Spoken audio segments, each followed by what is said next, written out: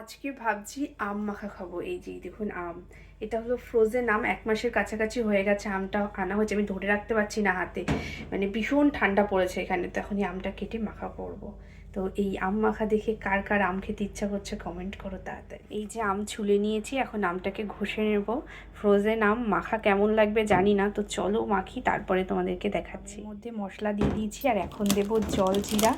এই যে পুরো দেশীয় জলজিরা, দেশের থেকে নিয়ে এসেছিলাম, বেশ অনেকগুলো প্যাকেট এনেছি। আর এই যে কাসুন্দি, তো মাখিয়ে নিই তারপরে আবার দেখাচ্ছি।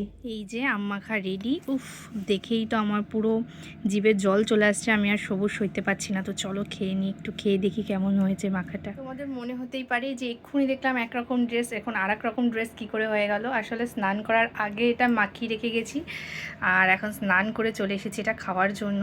উফ, দেখো পুরো ইয়ামি। আর কাসুন্দি ছাড়া তো আম মাখা জমেই না। আর কাসুন্দি তো আমি দেশ থেকে নিয়ে এসেছিলাম, এখন খেয়ে দেখি।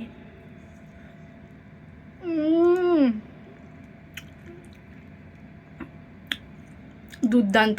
এটা দেখে কার কার জিভে জল আসলো তাড়াতাড়ি কমেন্ট করো। দুর্দান্ত, আমি আর কথা বলতে পারছি না। খেয়ে নি, টাটা টাটা টাটা টাটা।